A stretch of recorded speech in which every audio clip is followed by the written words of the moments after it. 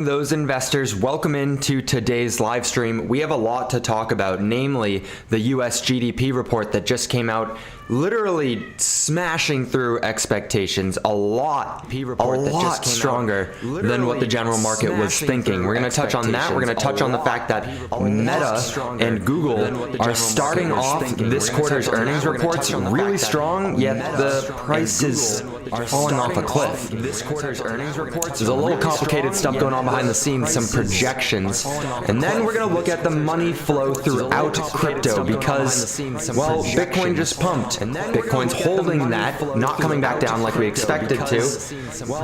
And what are we supposed to do? How are we supposed to make money? Should we be locking in profits? We'll touch on all that. Don't worry about that. We got a good live stream in. We go live literally every single morning, Monday through Friday, to go over current events, go over everything, come as a community together, kind of increase our education, and then figure out how we can make money off of that newfound knowledge. So if you like that, go ahead, hit that follow button, hit that subscribe button, turn on notification bells so we'll be here. Come on.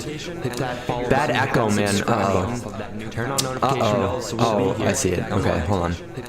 Bad echo, man. Oh, I see it. Okay, hold on. Bad echo, man. Yeah, I don't know why both of my mics had turned on, but let's get straight into this. Hopefully that's better. You can see right here, we just literally half an hour ago came out with Q3 GDP for the United States. It came in a lot hotter than expected.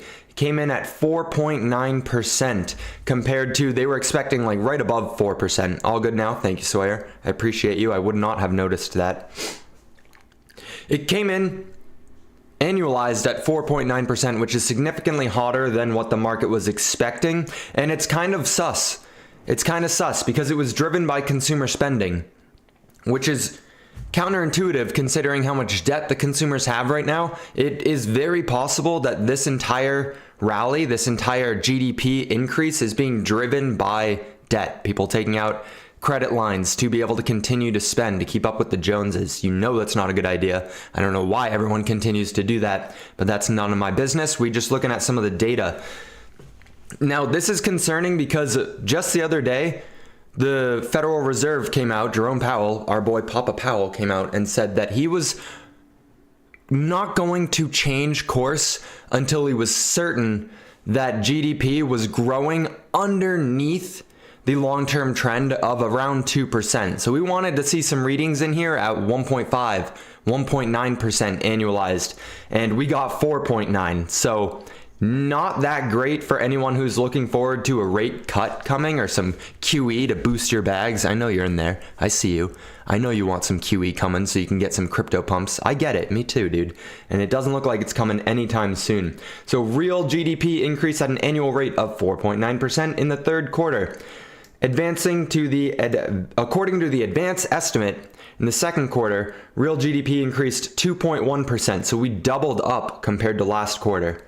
This was one of the strongest readings since the end of 2020, if I believe correctly. Yeah, this chart makes it look like a little baby blurb, but that's because during COVID, now I got flags everywhere. During COVID, we had a GDP release of 30+% because of how much money they printed. So now this 4.9% looks like nothing. But if you look right here, Q1 and Q2 of 2022, we were in a technical recession.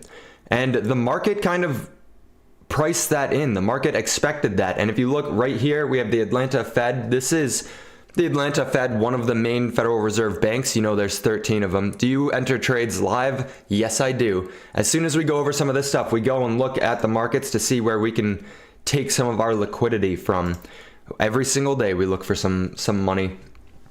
The Atlanta Fed kind of tells you what the market consensus was. The blue chip consensus was that we are coming out of a recession. Generally speaking, they announced that we were in a recession after we had already been in the recession. Once we've recovered, they're like, oh yeah, remember that hardship when you lost your job? Yeah, that was because of the recession. So the market looks like, the market is pricing it as if we had already been through the recession. The Atlanta Fed never admitted to it. And it'll be interesting to see when these two converge and what is going on moving forward, because we are in the beginning stages of earnings season. How many of you guys trade stocks? How many of you guys know what earnings season is? If you're in the market at all, you should be fully aware of earnings seasons. If you want to be an actual investor, every time you buy an individual stock, anytime you own a single share of a company, you should be paying attention to their earnings. If not every quarter, at least once a year. You need to be watching to see what's happening, because we just saw that Meta had an extremely strong earnings. They came out really good. They had a very good earnings, okay? And the stock price fell pretty drastically. Why would that be? How does that make any sense, Patrick? How could a company do good and make more money and continue to grow, and yet the company price, the valuation of the company fell? It's a good question. As we wait for this site to load, my internet was giving me a little problems earlier.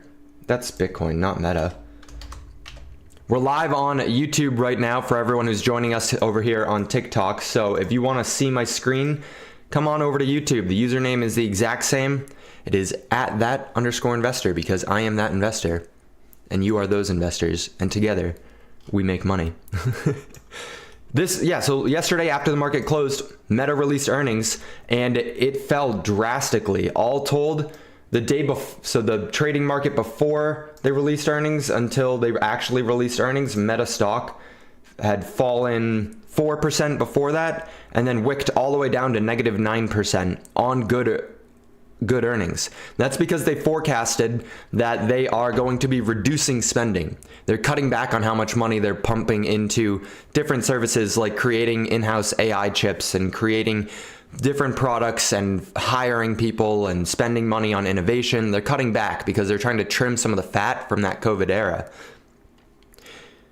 which is concerning because they literally just did it this year. 2023 was them cutting back and not spending as much. And now they're like, hey, we're going to do that again. We're going to stop spending as much again, in the tune of $60 billion. So I don't know, maybe they're not going to be paying you guys. Maybe some of you guys here make money off of Meta. Let's go, Dream. Thank you for that heart. I don't make money off of Meta, but maybe you're going to be one of those people that they cut back spending towards. They don't give you as much money. And that frightened the market. They didn't really like that. Another company that just had earnings, Google. Google did really well. Google's earnings actually was pretty damn solid. They missed in one category, I believe. That was the other day. That was 2 days ago. They missed in one category, I believe. And their price for their stock immediately fell 6%. And then continued to trend down yesterday and is now down 11.5% from the time that they released earnings. Why am I showing you guys this? I thought we traded crypto. I'm showing you guys this because this is big tech. Big tech has been driving the market. If you remove big tech from the indexes, they're actually down for this entire year. So this entire move from all of 2023, where the NASDAQ went up 45%, it's currently sitting up 30%. That was driven by big tech. Big tech is cutting back spending. Big tech is forecasting slower projections for growth. Big tech is literally just the grand poobah for crypto. I said we were going to touch on the money flow here. Bitcoin pumped. I wish that these money flow charts right here would show us that, hey, before money goes into Bitcoin, it's oftentimes just sitting in the NASDAQ. It's because Bitcoin's just tech. Bitcoin is literally just a new form of technology. It's internet money, right? It's a new tech. So it trades in line with the NASDAQ. Because it is literally, you could think of it just as a new sector of the NASDAQ. So as the NASDAQ continues to fall, and this will be the last chart I got to show you guys before we get into our trades, right? That's why you're here. I know it. I know it. Hopefully we can take some of our liquidity out of the market. But I got to touch on, I got to talk about everything there is. I don't know where I was going to go with that thought.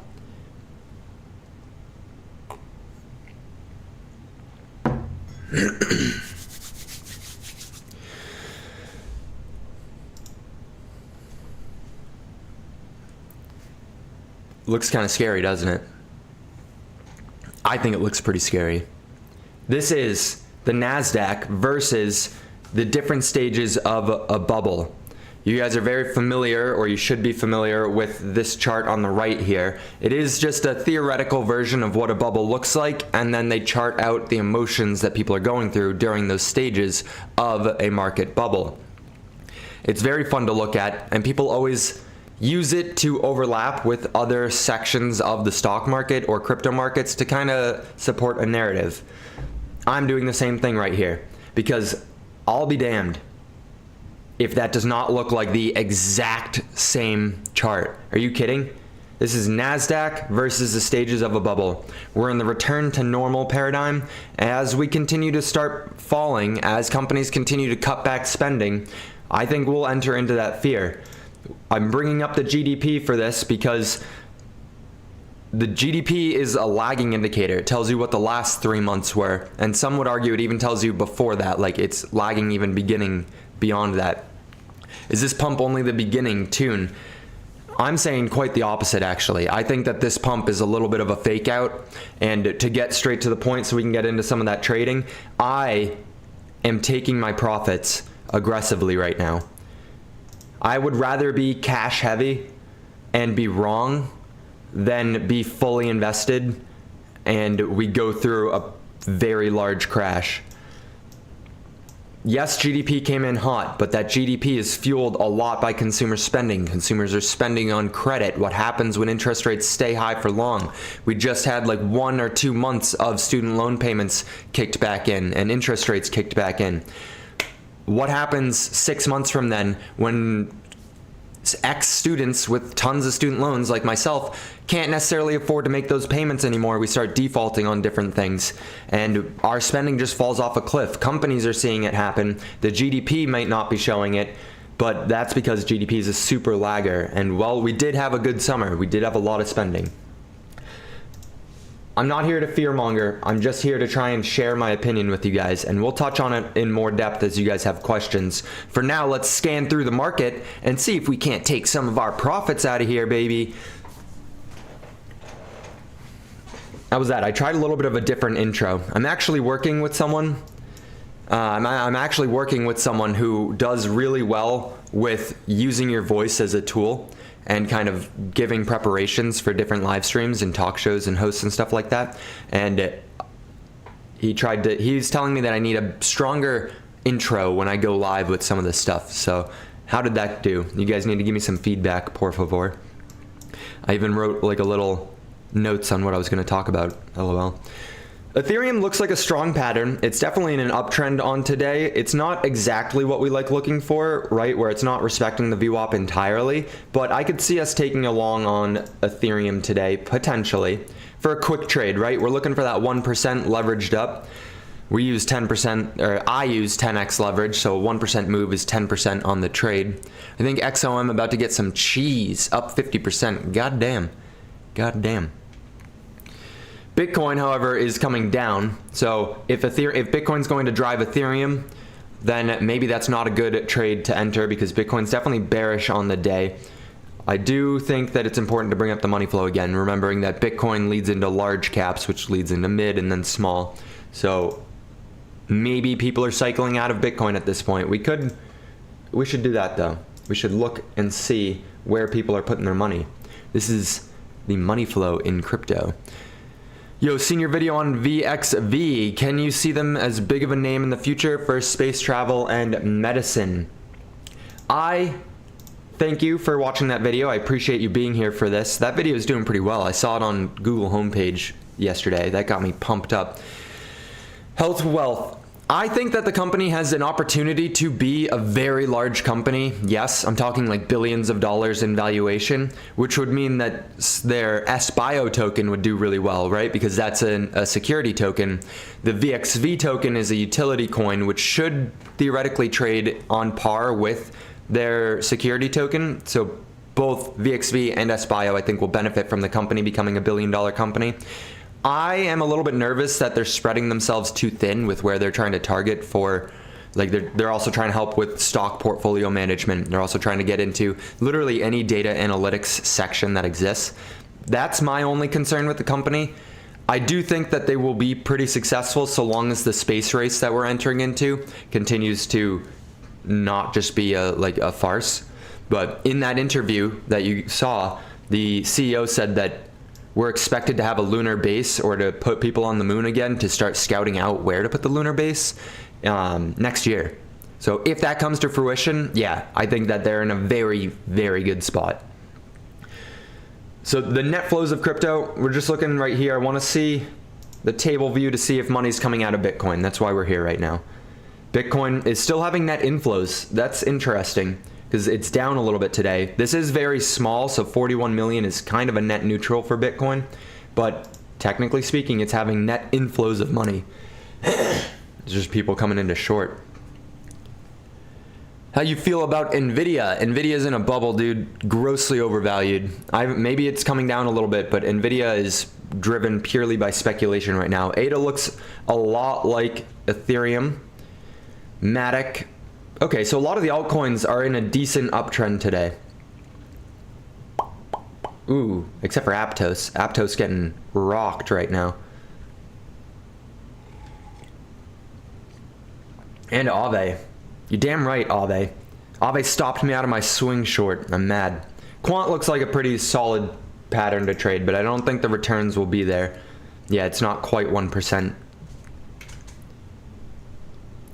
We do have some options though. I might try and find an entry point on Ethereum to go long. Let's look on the longer time frames to see if those also coincide with our thesis here. My cat's staring in. He wants in so bad. Oh, I gotta be careful. What kind of accent was that? Did you guys just hear that? That was crazy. Believe it or not, people putting their money in Shiba and Doge and Bitcoin and ETH. I believe it, Rod. I believe it. I mean, they're up, so people putting their money in it. Pudden Talk. Nice to see you. Thank you for being back here. It's been a minute. Render. Render's starting to move again. Listen, I know I was bearish on Render. I still retain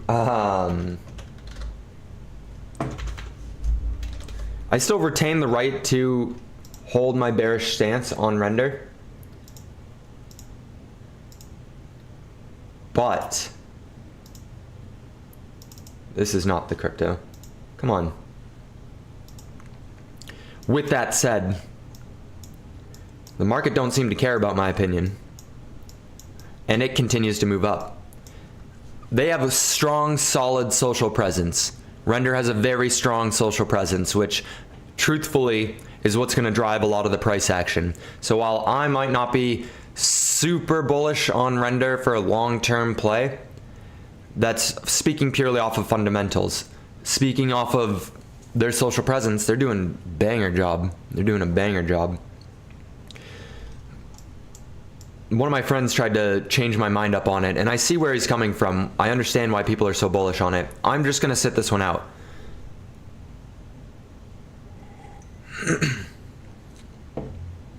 Lots of alts outperforming Bitcoin. Health Wealth, anytime, my guy. Thank you for being here. Again, if you're coming through the TikTok live stream, we're live on YouTube right now. Come over and subscribe. We're growing a nice little community here. We go live every single morning to go over some stuff that's happening in the market, my insight, and then we're trying to use our newfound knowledge to take some liquidity from the market for ourselves. I think it's a good time. We have a little community here growing, so come on over.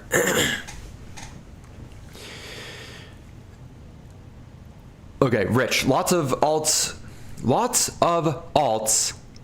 outperforming Bitcoin. I don't know why my brain's glitching right now. Someone needs to tell them they get in the BlackRock ETF. I know, facts. No, it's the money flow. That's why we picked it up. Bitcoin moved aggressively, like very, very aggressively, and now it's staying still. So as people made a shit ton of money on Bitcoin, they're cycling into some of the altcoins. It's just the natural flow of money. Don't be afraid to lock in profits, all right? That's all I got to say.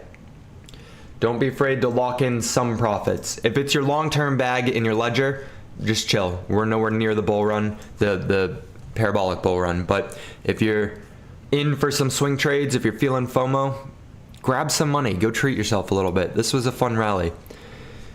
What's your strat for entering long-term leverage position? I don't use leverage on my long-term positions. I use leverage for my short-term positions. That might change, that will change. I will be using leverage into the parabolic rally that hopefully comes in 2025. If the 4-year cycle plays out again, I will be entering Bitcoin with some leverage, but that's just about it. We'll see where I am at mentally 2 years from now when I think that might be happening, or a year and a half from now.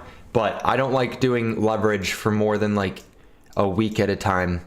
I just can't sleep right. No, it doesn't in fact impact my sleep. I sleep just fine. It makes it so that I spend all my time staring at the chart. I don't like it. I want to do other stuff. So I don't like using leverage on long-term plays. Unless it's an option, that's different. You're going to make it rain this weekend. I'm going to the Bahamas this weekend, Tune.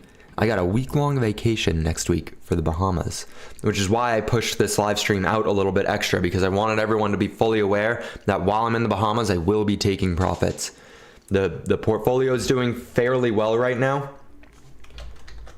It's a tiny portfolio, but it still did really well with this pump. And so I will be taking my profits. You damn right I will be.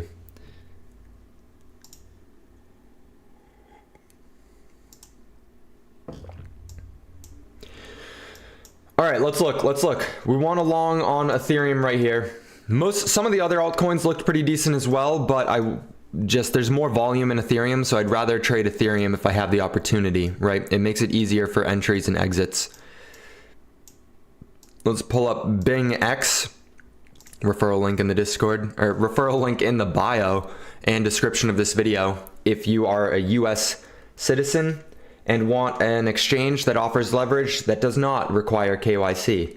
They got some cool trading challenges going on. If you sign up using the link, they will literally give you vouchers to go try all of their things, like the copy trading, the leverage trading, the spot buying, all of that stuff that they have on them. They'll give you the vouchers so that you can trade with their money, make some money, and then continue forward. I got like $1,000 to trade with, which was lit. And of course, because it's a referral link, you'd be helping me out. It'd be nice support. Discord free. Hell yeah, it is. Hell yeah. I'm in the process of creating a paid group just to keep some of the bots and stuff out. But my Discord, the That Investor Discord, is free. The Crypto Night Discord is free. And then we have a premium tier on top of that. I'll leave it at that. I think you should join. We got some good alpha. We have a classroom in the premium Discord later today, actually. So I'm watching Ethereum closely right here on the 1 minute chart. I'm waiting to see if we get a bounce off of the VWAP like we have in the past. A little bit different from the last pump that we had earlier today is that we're coming back down to test it again. So maybe this is a break of structure, but we won't know until it breaks structure, or it continues to move up and we grab our 1%. I'd love for that to happen on this live. Because I don't know that I'll be able to come live tomorrow due to going to the Bahamas. And so I want to grab some liquidity on today's live before I go on this vacation, because this vacation is overdue. I have not been on a vacation since high school. And even those vacations in high school was just my family going to our timeshare in the Appalachian Trail. So like, not the same as a Bahama vacation. I've never left the country, so I'm very excited for this one. I will be going live as often as I can, but I can't promise anything. Yeah, the consistency for my posts should remain. I'll still be online and showing you guys some cool stuff. I got content backlogged so that I won't disappear, but my live streams will definitely be inconsistent. There's a song called Pepe. Pepe is the only currency of the future. You should make a rap about it. Lasagna? I thought you were lysergic. Where's lysergic? Okay, I think I'm going to enter into this long. Where should we put our stop loss?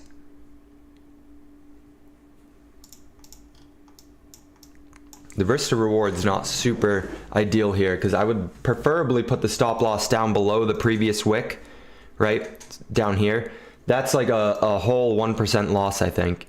Yeah, that's that's 0.85% loss on that if I were to do that, versus the upside of trying to get our 1%. It's not the greatest risk to reward, but it just is. It do be what it do be. you gonna visit SBF in Bahamas? If he was still there, I would love to go make some content. Unfortunately, my man's is in the courtroom. Enjoy your holiday. Thank you, Health Wealth. I'm just still dumbfounded by this GDP. While we wait for the Ethereum setup, I want to explain my thought process on what I believe the remaining really like 6 to 12 months is going to look like, and what I'm positioning my midterm portfolio outlook on. Right, my long-term stuff, I'm still just hodling. I still believe in everything that I've invested into, and I don't want to get shaken up just for some random nonsense. However, we're going through a very important pivot in the markets over the next 6 months or so. A lot of that is driven by the bond market right now. It's acting very irrational, but we'll touch on that in a second. I want to get into a trade here.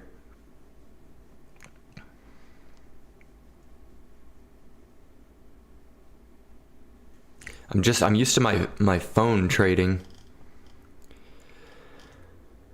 I think Bing X, I think, actually has a pretty dope promotion going on right now. So if you have been on the fence, it looks like they're opening a new... Oh, that's lit.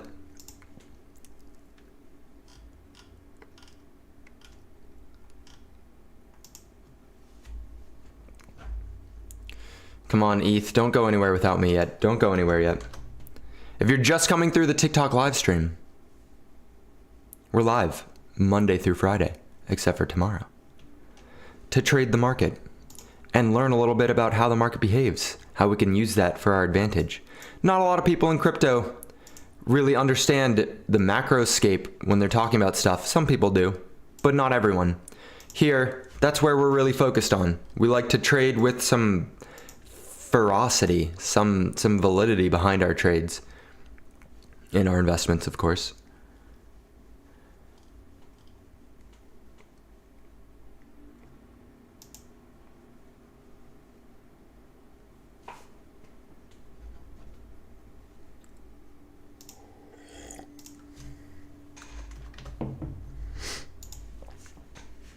So we're bouncing off the VWAP. The RSI is back above this moving average. We did put in a higher high on or a higher low on the RSI. So I think there's a good chance we have a reversal here, and we're starting to show signs of some life. For that reason, I will be going at 10x long leveraged up position on Ethereum right here. Make sure you don't do a market order. Make sure you do limit orders.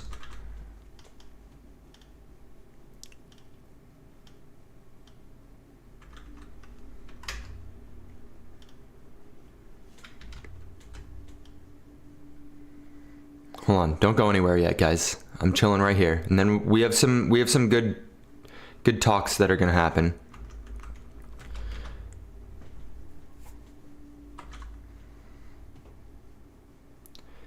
All right, we're gonna give this candle a second to play out and see what happens with it.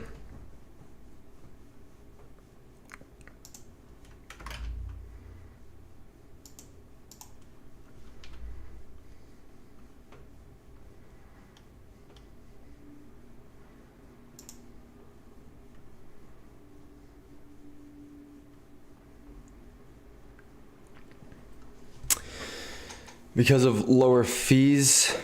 No, because on a market order, they can fill you at whatever the market is. And so if the spread is large, they will always fill you at the worst possible price because that's where they make a lot of their money. So if you put in a limit order, you get to decide that price and they can't do that to you. But if you do a market order, then they can make extra fees off of you, basically, yes. I haven't entered yet. Good morning. What have I missed? What's good, AVAC? You missed, honestly, a good intro. I think you should go back and watch the intro, but we're just waiting on Ethereum to see a bounce there. I didn't want to enter in on a red candle. So I'm entering right now to answer your question. Nope.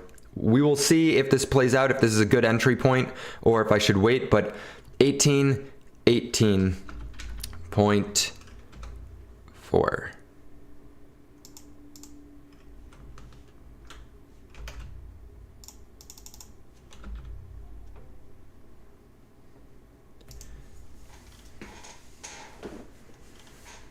The only problem with limits is that they're often, like, you have a good chance of being too slow to enter, you know, and then that it can move without you. So you got to make sure that you put it like slightly above where the current trade is at.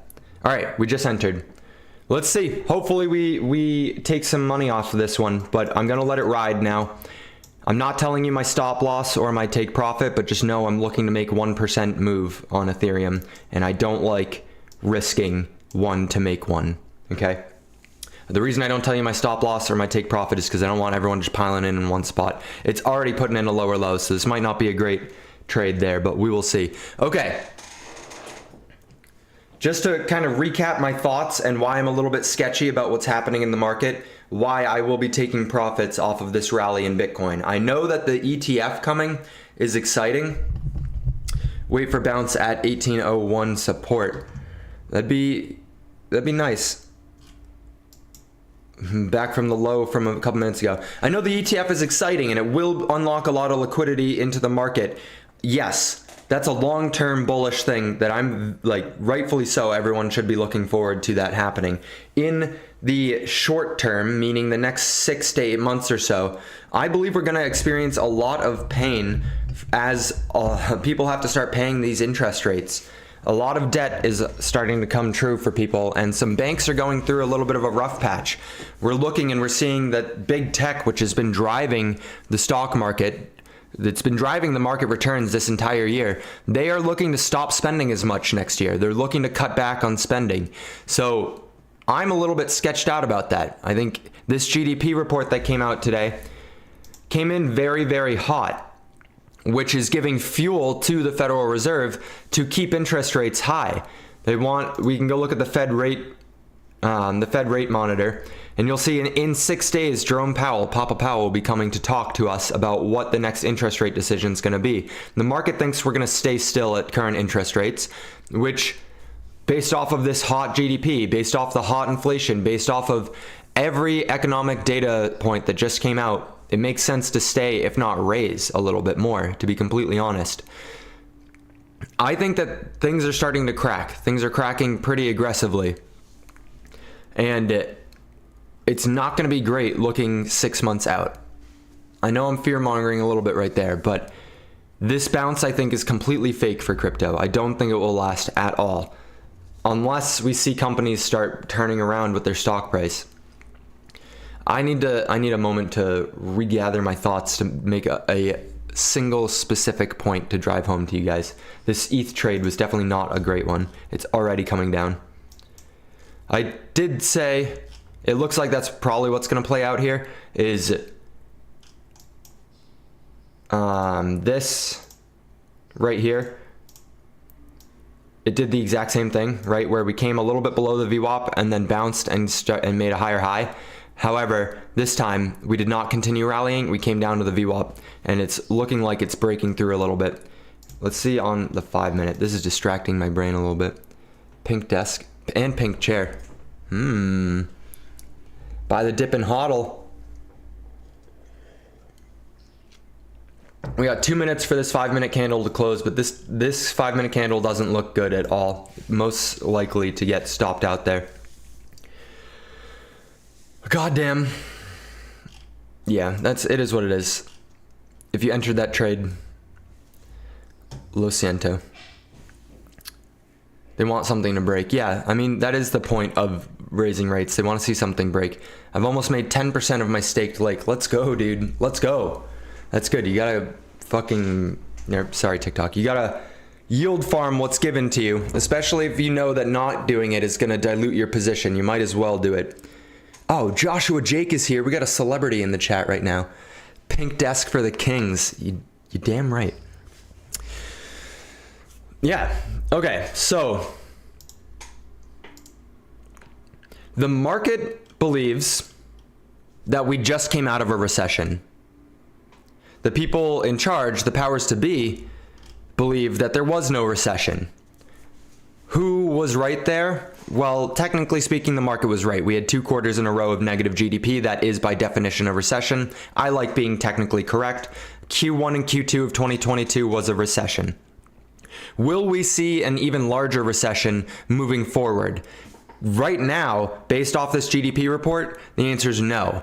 If we look at the company's earnings who have reported the beginning of this earnings season, Q3 earnings season, it looks like they're expecting a pretty bad recession to be coming. They just cut spending for 2023 last year, right? They projected lower spending, and most tech companies, in fact, did spend less. Meta and Google, who had good earnings reports, projected forward that they would be spending less. That is scaring a lot of investors out of those stocks and pulling the entire NASDAQ down. The NASDAQ right now is, let's see, QQQ. The NASDAQ right down, yeah, the NASDAQ right down. Good words there. The NASDAQ, currently speaking, is down 10% from the highs of this year. That's a pretty sizable pullback for traditional markets. 10% is a pretty good sized correction. I think that's going to likely continue, especially for the next month or so as we see the results of Q3 rolling in for most companies. I think a lot of big tech is going to be projecting less spending moving forward, which is the beginning stages of like, why would they cut back, guys? Why would they cut back? They're cutting back because they don't think that this economic cycle is lasting too much longer. This hot GDP print came from consumer spending. We know consumers right now are spending on credit. That's not a great sign. Student debt just kicked back in. The payments. I know I'm having to make payments. It sucks. It kicked back in. And what happens 6 months from now when a lot of consumers no longer can make those student loan payments and they have to figure out what area they're going to cut their spending on? You're damn right they're taking their money out of the stock market and out of crypto markets. That's the first thing I'm going to do is take money out. If I see my economic positioning as an individual start getting tighter, I'm taking my money out of the markets. And like, period. I need that to survive. We also still have, and I think a lot of people are forgetting about this, we still have an inverted yield curve, guys. I know it's been like that for over a year at this point, so people are just thinking it's the new norm. People really just think that we're going to have an inverted yield curve, which over the last 100 years has been like 95% accurate in predicting recessions. It's only been wrong once. When that thing uninverts, we are in the middle of a recession, and it is rapidly uninverting right now, meaning the market is low-key believing that we're about to enter into a recession. I'm just saying, the last time it was uninverting was when Silicon Valley Bank was going belly up. It's not a great look. Big money always dumps in holidays. Yeah, the next couple months, people will be taking profits. We had a really good year for 2023, so a lot of companies are likely taking profits right now so that they can report really good earnings to companies, good earnings to their investors.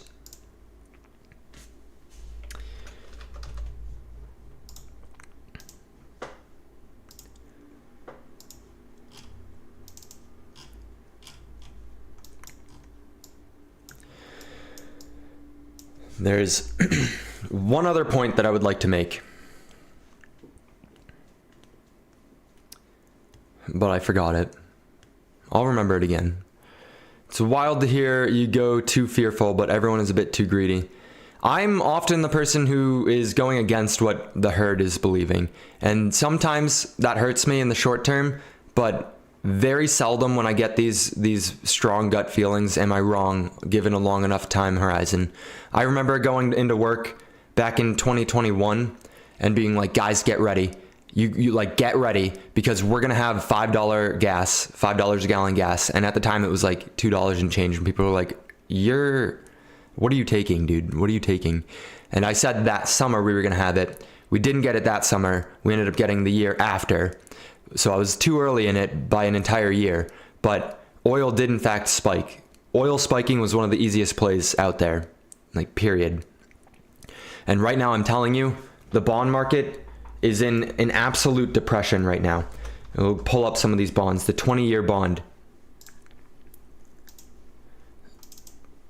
This is TLT. I don't want it on crypto version. I want the real TLT, please. This is TLT on a daily chart. We are in a depression for bonds. Bonds have crashed so drastically. The bond market shouldn't be moving like this, guys. The bond market does not usually have a negative 53% move. If you held bonds over the last 3 years, everyone's down. Anyone who bought bonds, let's see how long that is. Anyone who bought a long duration bond since the year 2007 right now is down on that bond investment. Everyone, unless you held through maturity, right? Anyone who bought into it expecting some capital appreciation, they're all down. The bond market crashed. That's 16 years of gains on bonds wiped, completely gone. That's insane. Where's the shy is the short-term bonds. Very similar story. We haven't been at these prices for bonds since 2007. You guys know what was happening in 2007, by the way? Just curious. Who is aware of what came in 2008? Let's show hands, raise hands. Just saying. The rapid appreciation of bonds like this, like what happened in 2007 into 2008, like what happened in 2018 leading up to 2020, like what's about to come next year. Maybe I'm wrong on next year. Maybe I'm too early and it's 2025. I don't know exactly when it's going to happen. The rapid increase in bond prices is showing that investors are terrified and the market is in a very, very poor position. When people flee to go to the bond market, when people buy up the bonds like crazy, it is showing you that we are in economic hardship. And bonds right there are bottoming out, and they are very much so beginning to spike up here in the short term. Especially, if you want to get technical with it, that coincides with rate cuts. Because the way that the Federal Reserve controls that set interest rate, right now it's at 5.25 to 5.5. The way the Federal Reserve changes that is through the bond market. They don't just say this is the new interest rate. They have to manipulate the markets up or down. But ultimately, the markets are there still deciphering exactly what the interest rate's going to be. That's why they give that range of control. That's why they can't just say we are setting it exactly at 5.3. That's it. They have to give a range so that we can trade within that range. It's just a large market, so the range can be really small. Bank bailouts in 2008, exactly. Housing crash. Yes. I'm not saying that we're about to have a housing crash, but I am saying that we're going through a credit crisis right now. I have a video on YouTube on it. I highly recommend that you guys go check it out. Let's see, we got 6 likes today. Let's go, 6 people watching. Shout out all you guys over on YouTube. I appreciate each and every one of you. Let's go to the YouTube channel right here so that I can show you this bond video. Right here, yield curve crisis explained. 2 weeks ago, it's got 49 views. If you watch this, it's titled, "You Have 6 Months USA Recession." If you go and watch that and you don't learn anything, I will give you your money back, guaranteed. If you go and watch that video, you come out of it feeling like I wasted your time, I will give you your money back. I promise. That is my guarantee here. Is everything dropping now?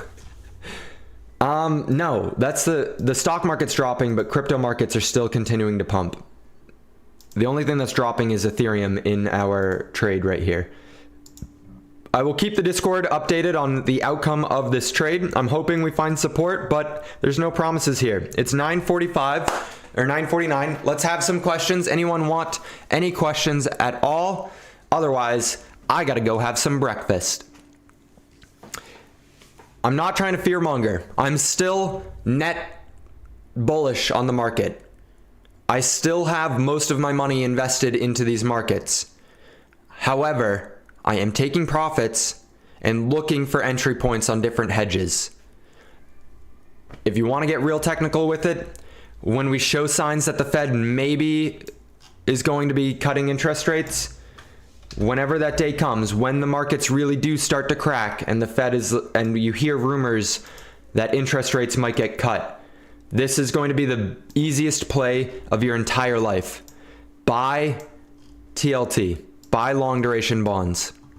You're not looking for that yield, but them cutting rates is going to be as close to guaranteed as possible. 100% gains, if not like 60-70% gains on your money if you buy some bonds. There's never been a point in the last 14 years in which bonds have been a good buy, in my opinion. Right now, they are a good buy for like basically guaranteed double up on your money. As close to guaranteed as possible. Nothing's guaranteed in these markets, obviously, but do your own research. Watch that video I told you on YouTube. Go subscribe to my YouTube.